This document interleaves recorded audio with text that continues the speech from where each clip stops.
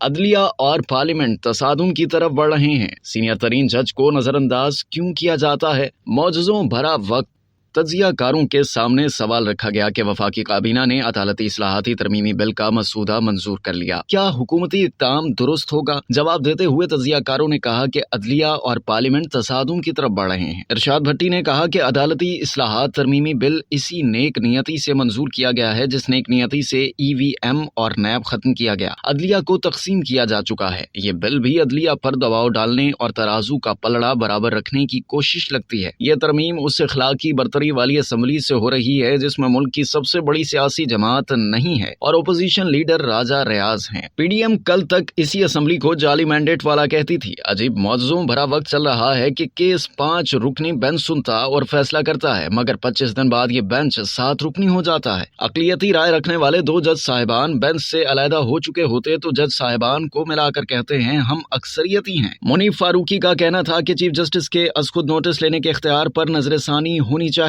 تھی۔ Supreme court کو تقسیم نہیں کیا گیا۔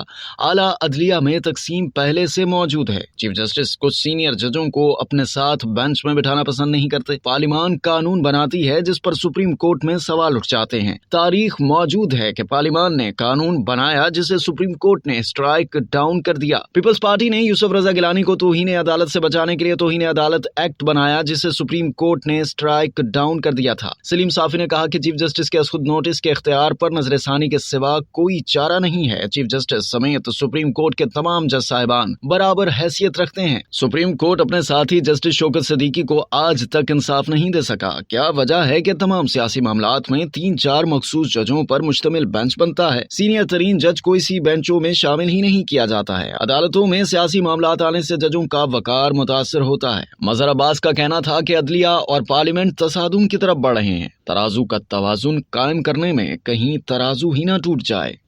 اب تک کے لیے اتنا ہی۔ مزید جاننے کے لیے سبسکرائب کیجیے ڈیلی جنگ YouTube چینل اور لائک کیجیے ڈیلی جنگ Facebook پیج۔